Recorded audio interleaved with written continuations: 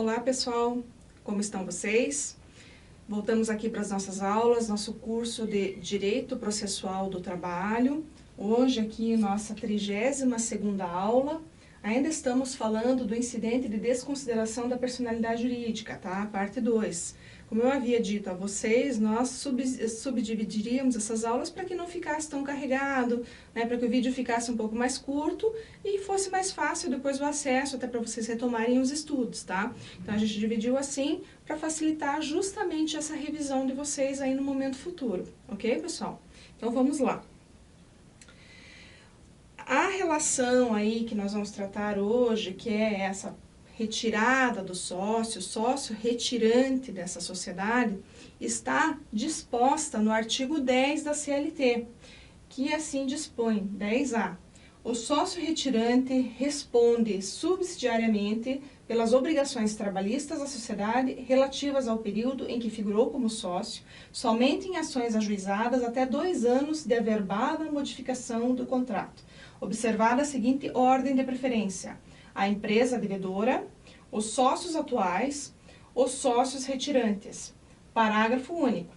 O sócio retirante responderá solidariamente com os demais quando ficar comprovada fraude na alteração societária decorrente da modificação do contrato. Ou seja, então, o que essa disposição está nos falando aqui? Nós temos atualmente, então, o entendimento de que esse sócio, ele figurou nessa sociedade durante um bom período de tempo. No entanto, ele pode vir a retirar-se dessa sociedade.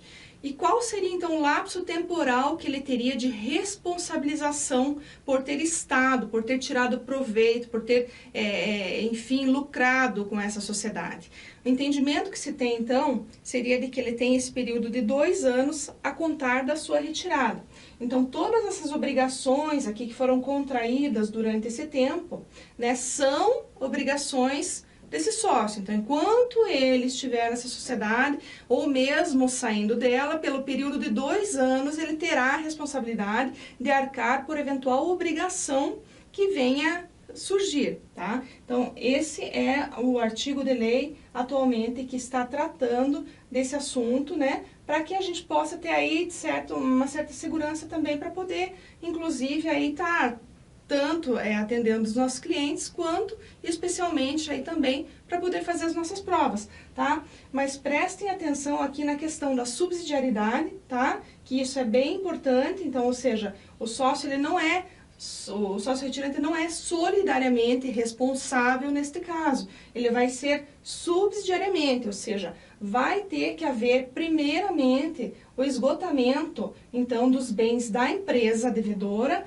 depois dos sócios que remanesceram nessa empresa, para que somente então haja a possibilidade de que este sócio retirante venha responder.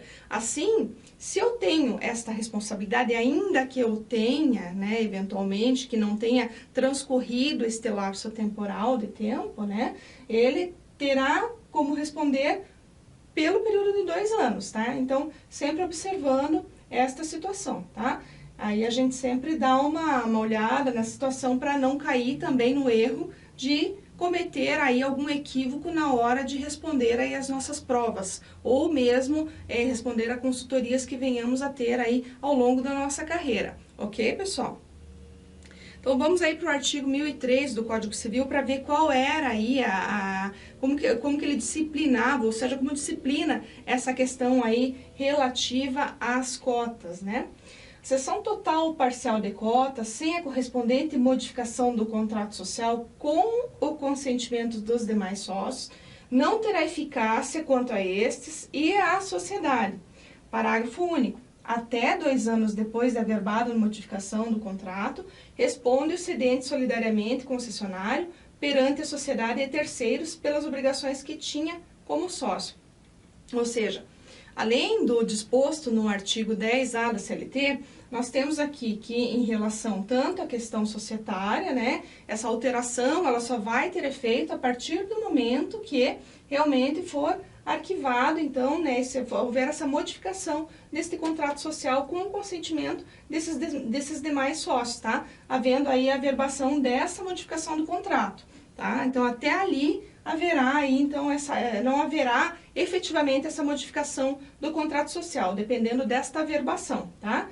Mas no que diz respeito à saída, à retirada deste sócio, de igual modo também dispõe então o Código Civil que até 2 anos este sócio retirante vai responder também, né, o cessionário perante a sociedade e terceiros pelas obrigações que tinha como sócio. Só que neste caso aqui, a gente pode ver que ele vai responder solidariamente, né? Então, neste caso, a gente tem que tomar um pouquinho de cuidado, tá?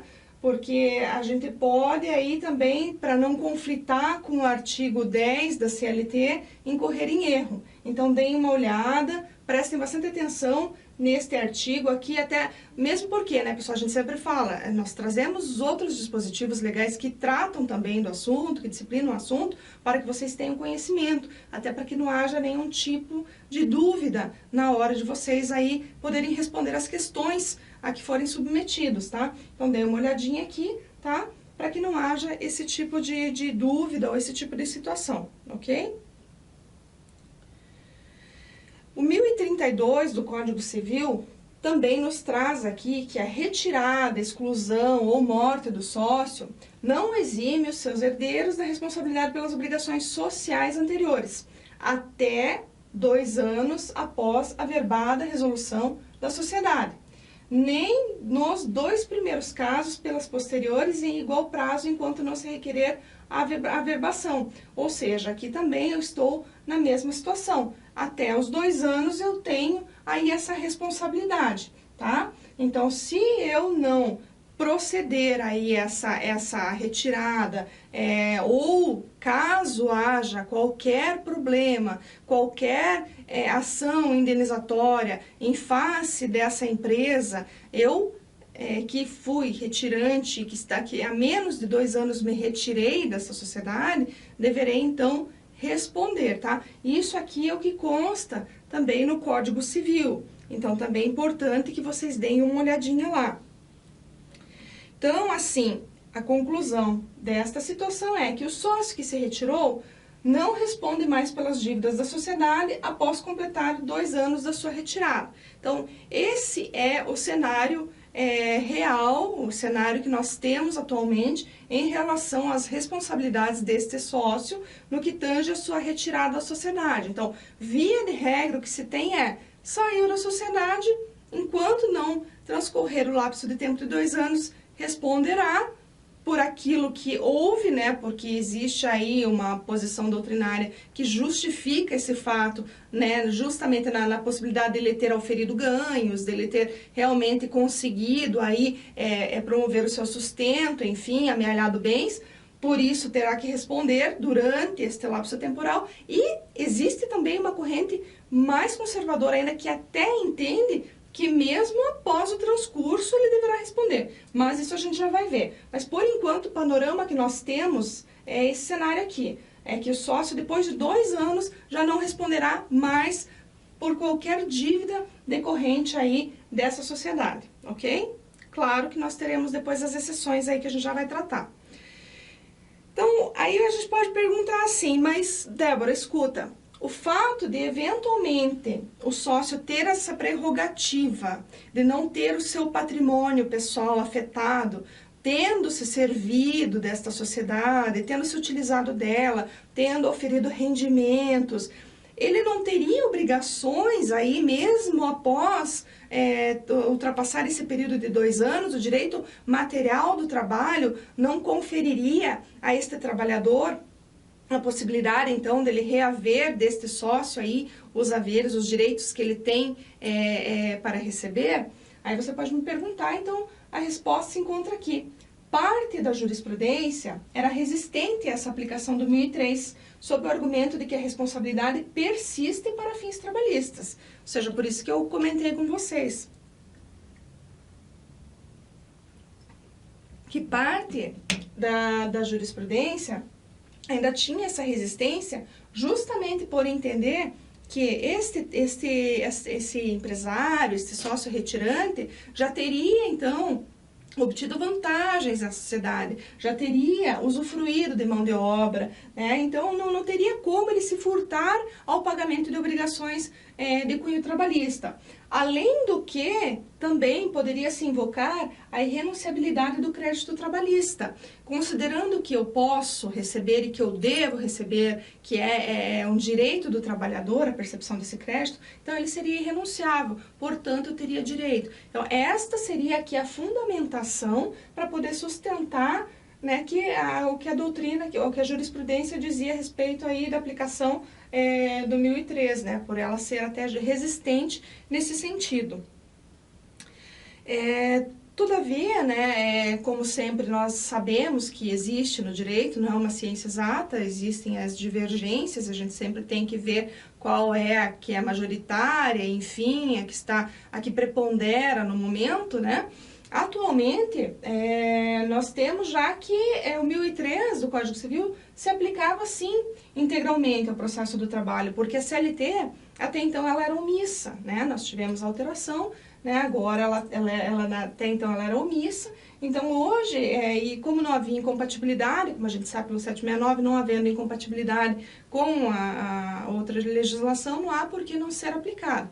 Então, nós tínhamos a possibilidade de aplicação, haja vista a compatibilidade entre o Código Civil e as normas trabalhistas, com os princípios, então, que regem a execução trabalhista, né, que são os motes aí que a gente já estudou aí com bastante vagar aí durante o nosso curso, que são a dignidade da pessoa humana e meios menos gravosos de execução, né. Então, neste ponto, a gente teria como essas ressalvas esses dois aspectos relevantes aqui, né, que seria o princípio da dignidade da pessoa humana e os meios menos gravosos aí que a gente já, inclusive, viu em nossas aulas anteriores aí que tratam justamente do modus operandi, como vai se dar essa execução, para justamente evitar, se eu tenho um modo que é menos gravoso para executar aquele devedor, então que eu me sirva dele, até porque, né, eu não preciso me utilizar de uma situação que de repente pode até atravancar o processo, torná-lo mais moroso. Então, por isso, esse é o argumento, na verdade,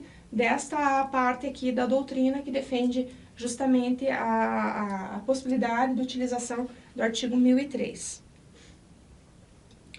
Aqui, inclusive, eu trouxe para vocês um entendimento, né, exarado aqui pela jurisprudência, onde fala o seguinte: o sócio que se desliga da empresa não pode mais, a partir de então, continuar arcando com responsabilidades pecuniárias atinentes a ela, exceto quanto ao período anterior em que permaneceu como sócio.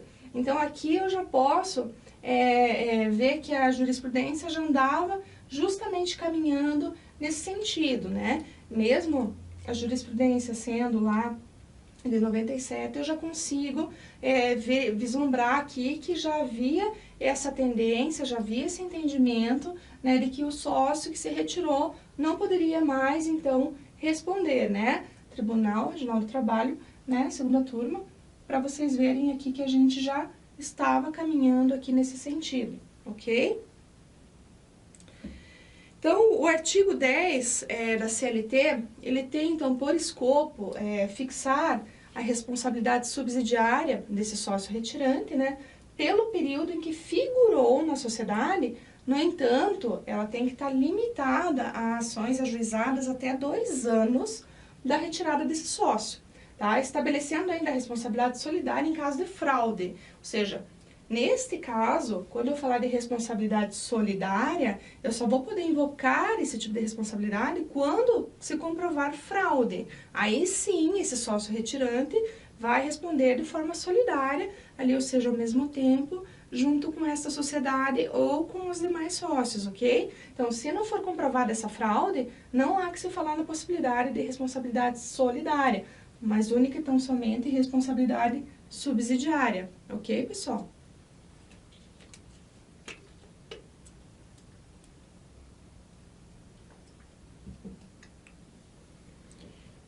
Nesse sentido, então eu trouxe aqui para vocês mais ou menos aqui alguns pontos, né, que nós podemos depreender do artigo 10 da CLT. Acho que até para tornar muito mais fácil, muito mais visível, né, como que está isso hoje sendo concebido pela nossa doutrina trabalhista, né?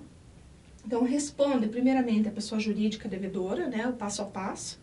Posteriormente, respondem os sócios atuais pela integralidade da dívida, ou seja, teve um sócio retirante, saiu da sociedade, os demais sócios permaneceram nessa sociedade.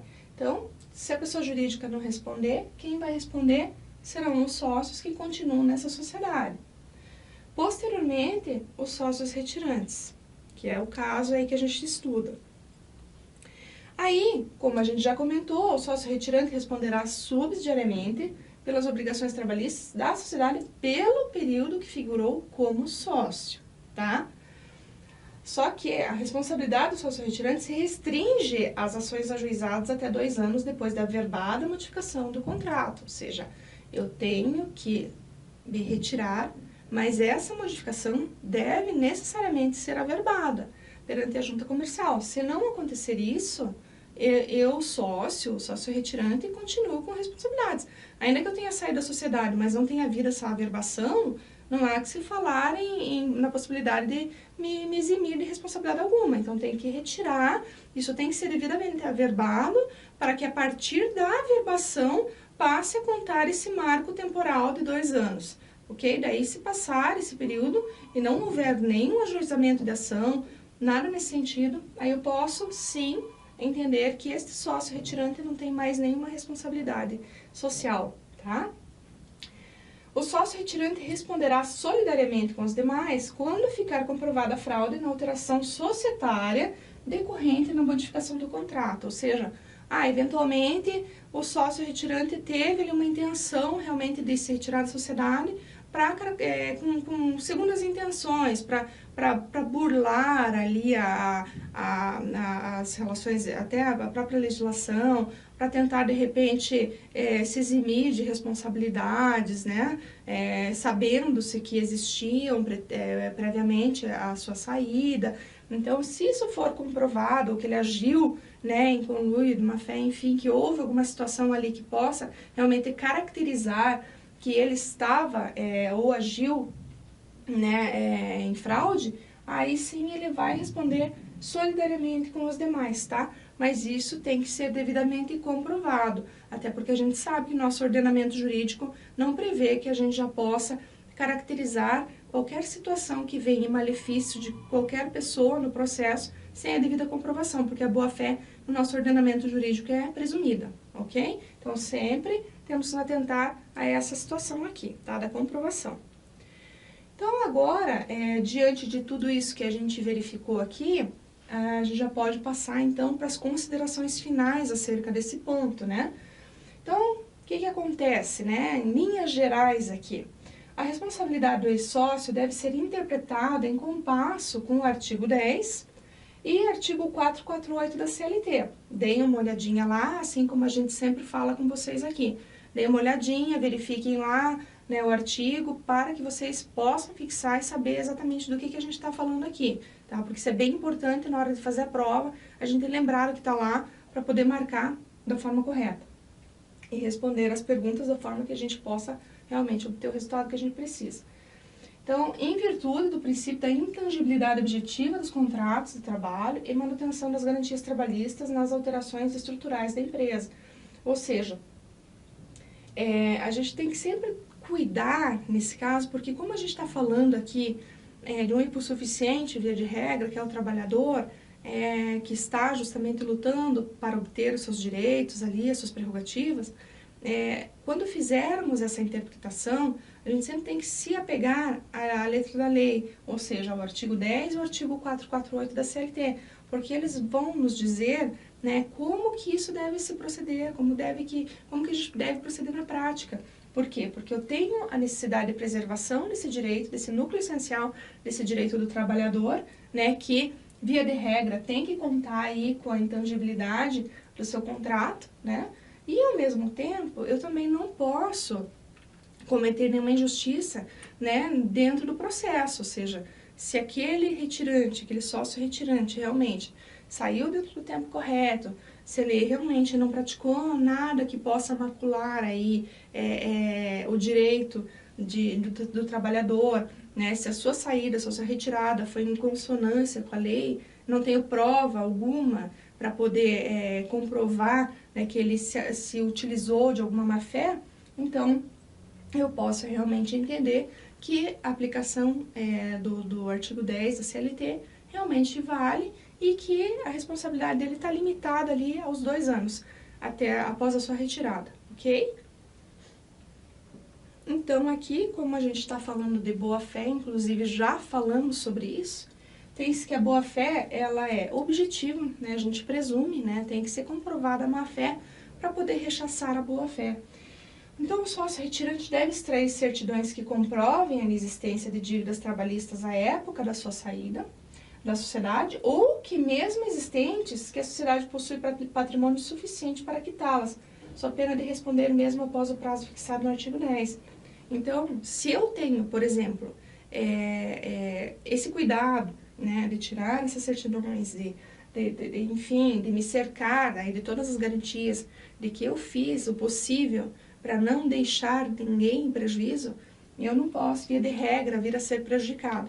Então, mas, de qualquer maneira, mesmo retirando essas certidões e havendo ali, ou percebendo que existe algo no sentido de dívida, enfim, né, que não há um patrimônio suficiente aí para eventual quitação de dívida, infelizmente, esse sócio retirante poderá responder, porque daí nós caímos naquela velha situação de que, se ele se utilizou, oferiu rendimentos, né, se utilizou de mão de obra daqueles funcionários, então ele teria obrigações a cumprir aqui também, tá? Então, neste caso aqui, de acordo com esse entendimento, ele aí, então, faria parte aí desse rol de responsáveis pelas obrigações, ok?